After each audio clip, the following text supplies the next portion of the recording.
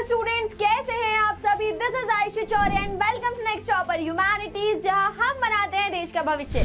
और आज की हमारी इस रैपिड रिवीजन सीरीज में हम रिवाइज करेंगे क्लास 12 हिस्ट्री का chapter number 11 Mahatma Gandhi in the nationalist movement. तो चलिए शुरुआत करते हैं हमारे इस चैप्टर की। अब अगर हम इस चैप्टर की बात करें तो इसमें हमारी सबसे इंपॉर्टेंट पर्सनालिटी है महात्मा गांधी।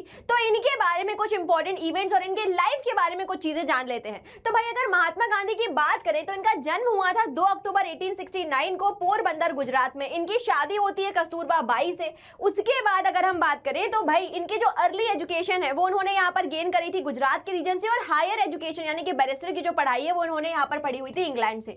उसके बाद बात करी जाए तो भाई महात्मा गांधी अपनी जॉब के कारण जो एक लीगल प्रैक्टिस करने के लिए यहाँ पर साउथ अफ्रीका चले जाते हैं, और 1893 से 1914 तक महात्मा गांधी जो है वो साउथ अफ्रीका में रहकर अपने सत्याग्रह मूवमेंट को वहां पर करते हैं। बाद में उनके पॉलिटिकल गुरु यानी कि गोपाल कृष्ण गोखले की एडवाइस पर महात्मा गांधी इंडिया में आते हैं, और 1915 में इंडिया में आ जाने के बाद यहाँ से अब वो इंडिया में कई सारे नेशनलिस्ट मूवमेंट जो है वो रन कर रहे हैं। ठीक है जी। तो रिटर्न होता है उनका 9 जनवरी 1915 में, और 1917 से 1942 यानी कि चंपारण मूवमेंट से लेकर क्विट इंडिया मूवमेंट तक गांधी जी ने कई सारे नेशनलिस्ट मूवमेंट जो है वो इंडिया में लॉन्च करे हुए हैं। फाइनली यहाँ पर उनका असैसिनेशन किया जाता है नाथूराम गोडसे के थ्रू, जो कि 30 जनवरी 1948 में यहाँ पर किया गया। अब वन बाय वन हम गांधी जी के सभी मूवमेंट्स को समझते हैं। तो सबसे पहले हम बात करेंगे नॉन कॉपरेशन मूवमेंट की, कि भाई इंडिया में गांधी जी आए, यहाँ पर उन्होंने बिहार में चंपारण मूवमेंट और गुजरात में खेड़ा और अहमदाबाद मूवमेंट के बाद यहाँ पर अब गांधी जी एक नेशन वाइड सत्याग्रह की तरफ आगे बढ़ रहे हैं, which is the non cooperation movement.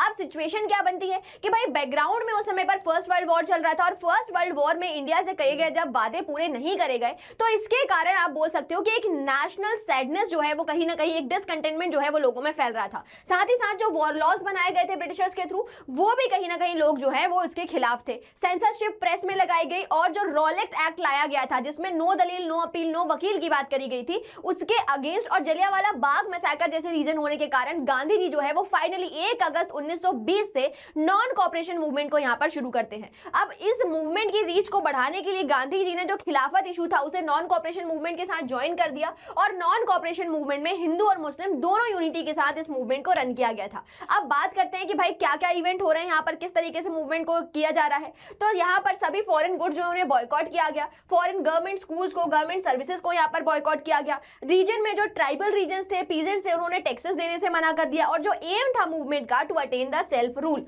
ठीक है जी। बाद में चौरा चौरी में हुए एक छोटे से अग्निकांड की वजह से गांधी जी जो है वो यहाँ पर 1922 में, यहाँ पर 5 फरवरी 1922 को फाइनली इस नॉन कॉपरेशन मूवमेंट को कॉल्ड ऑफ कर लेते हैं। तो ये तो बात हुई नॉन कॉपरेशन मूवमेंट की। अब इसके बाद का जो समय है उसमें गांधी जी कंटिन्यूअसली क्या कर रहे हैं, कंस्ट्रक्टिव एक्टिविटीज कर रहे हैं। तो अब बात करते हैं कि आखिर गांधी जी को एक सोशल रिफॉर्मर क्यों कंसिडर किया जा रहा है, या फिर उनसे रिलेटेड कौन कौन सी मिथ और रूमर्स जो है वो यहाँ पर सोसाइटी में स्प्रेड हो रही है। ठीक है जी। तो जो गरीब जनता है, क्योंकि गांधी जी एक मास लीडर थे, और मास लीडर होने के कारण लोग जो है वो उनसे बहुत जल्दी अटैच हो जाया करते थे, और ये रूमर्स कहीं ना कहीं लोगों के बीच में फैलने लगी कि भाई गांधी जी जहां पर भी जा रहे हैं वहां से ब्रिटिश रूल जो है वो भागता चला जा रहा है। तो कहीं ना कहीं लोगों के बीच में रूमर थी या मिथ थी, आप बोल सकते हो कि king sent him to redress their grievances. साथ ही साथ ये बताया गया कि भाई गांधी जी के पास पावर है कि वो लोकल कॉलोनियल ऑफिशियल्स को इंडिया से ओवररूल कर सकते हैं। गांधी जी की अथॉरिटी कहीं ना कहीं ये मानी जा रही है कि भाई इंग्लैंड के जो मोनार्क है उनसे ज्यादा अथॉरिटी गांधी जी के पास है, और गांधी जी जिस भी रीजन में चले जाते हैं वहां से ऑटोमेटिकली आप बोल सकते हो कि जो कॉलोनियल रूल है वो वहां से भाग जाएगा। ठीक है। अब गांधी जी के सोशल रिफॉर्म्स की बात करते हैं कि ये जो कंस्ट्रक्टिव पीरियड है 1924 में जब उन्हें जेल से रिहा किया गया, और 1930 तक का ये जो पूरा समय है वहां पर गांधी जी जो है वो कंस्ट्रक्टिव एक्टिविटीज के लिए काम करते। तो जैसे कि उनका हरिजन दौरा हुआ, अनटचेबिलिटी के खिलाफ उन्होंने बात करी हुई थी। तो ये सभी मूवमेंट जो है वो गांधी जी को एक नेशनल लीडर के साथ, एक पॉलिटिकल लीडर के साथ, एक सोशल लीडर भी कहीं ना कहीं बना रहे थे। ठीक है जी। अब यहां से हम बात करते हैं सिविल डिसोबीडियंस मूवमेंट की। तो 1927 में बनाया जाता है साइमन कमीशन, और साइमन कमीशन को यह पावर दिया गया कि 1919 का जो लॉ था उसमें क्या क्या डेवलपमेंट्स हुए थे, और आगे जाकर जो लॉ बनना था उसे किस तरीके से बनाया जाना था, इसकी रिपोर्ट यहां पर साइमन कमीशन को पेश करनी थी। लेकिन साइमन कमीशन क्योंकि एक ऑल वाइट कमीशन था, इसमें कोई भी एक इंडियन मेंबर नहीं था, इस कारण से इंडिया में कैंपेनिंग्स लॉन्च करी गई 1928 में, ताकि साइमन कमीशन का जगह जगह पर ओपोजिशन किया जा सके। बारदोली में पीजेंट सत्याग्रह होता है जिसे लेड करते हैं सरदार वल्लभ भाई पटेल। उसके बाद अगर हम बात करें दिसंबर 19 की, दिसंबर 1929 को कांग्रेस लाहौर में एक सेशन रखती है जिसमें जवाहरलाल नेहरू जी जो हैं वो पूर्ण स्वराज का एक नया आइडिया जो है वो देश को दे रहे हैं। और इसी ही दिन को सेलिब्रेट करने के लिए 26 जनवरी 1930 को पूर्ण स्वराज दिवस या फिर रिपब्लिक डे जो है वो यहाँ पर मनाया जा इंडिपेंडेंस डे जो है वो यहाँ पर मनाया जा रहा है। आगे जाकर गांधी जी जब इरविन को चुनौती दे रहे हैं कि भाई आपको हमारी 11 डिमांड्स को मानना है, और जब वो नहीं मानते हैं तो फाइनली 12 मार्च 1930 से सिविल डिसोबीडियंस या फिर आप बोल सकते हो सॉल्ट मार्च सत्याग्रह जो है वो यहाँ पर लॉन्च किया जाता है। अब इसमें जगह जगह पर ब्रिटिश गवर्नमेंट के बनाए हुए जो लॉज हैं उन्हें वन बाय वन करके ब्रेक किया जाएगा। तो पीजेंट जो है उन्होंने कई सारे जो कॉलोनियल फॉरेस्टेड लॉ हैं उन्हें यहाँ पर ब्रेक किया हुआ था। फैक्ट्री वर्कर्स जो थे वो स्ट्राइक पे चले गए थे। लॉयर जो हैं वो यहाँ पर कोर्ट्स को बायकॉट करने लगे थे। स्टूडेंट जो है they used to refuse to attend the government educational institutions. ठीक है, सिग्निफिकेंस क्या देखा गया भाई इस मूवमेंट का कि एक नेशन वाइड मूवमेंट है, ठीक है, जिसने गांधी जी को वर्ल्ड अटेंशन में लेकर आया था कि भाई जो सॉल्ट मार्च का जो पूरी जर्नी थी उसमें कई सारे अमेरिकन आप बोल सकते हो जो न्यूज़पेपर रिपोर्टर्स थे वो यहाँ पर गांधी जी को अकंपनी कर रहे थे और पूरा वर्ल्ड का अटेंशन जो है वो यहाँ पर गांधी जी के ऊपर सेंटर्ड हो चुका था। उसके बाद बात करी जाए तो भाई एक ऐसा मूवमेंट था जिसमें महिलाओं ने बढ़ चढ़कर हिस्सा लिया हुआ था। तो कमला देवी चट्टोपाध्याय जैसी जो लीडर्स थी उनके कहने पर गांधी जी ने यहाँ पर वुमेन पार्टिसिपेशन को भी अलाउ किया हुआ था।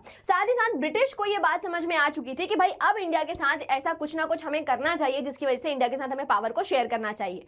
और इसके कारण से फाइनली गांधी और इरविन का पैक्ट होता है जनवरी 1931 में। और फिर उसके बाद गांधी जी को एग्री किया जाता है कि आप सेकेंड राउंड टेबल कॉन्फ्रेंस में पार्टिसिपेट करिए लंदन में, और जो एक नेगोशिएशन हो सकते हैं वो यहाँ पर किए जाने चाहिए। बट जब ये कॉन्फ्रेंस फेल हो जाती है, समिट फेल हो जाता है, तो गांधी जी दोबारा से इंडिया में आते हैं और लोकल लेवल पर इस मूवमेंट को दोबारा से चलाने की कोशिश करते हैं। बाद में ब्रिटिश गवर्नमेंट जो है वो गवर्नमेंट ऑफ इंडिया एक्ट लेकर आता है 1935 में।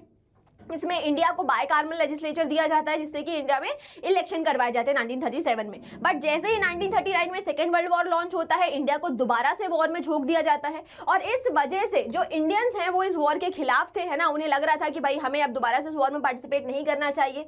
फिर आगे जाकर ब्रिटिशर्स इंडिया के नेगोशिएशन का उनके कॉपरेशन गेन करने के लिए यहाँ पर क्रिप्स मिशन को भेजा जाता है 1942 में।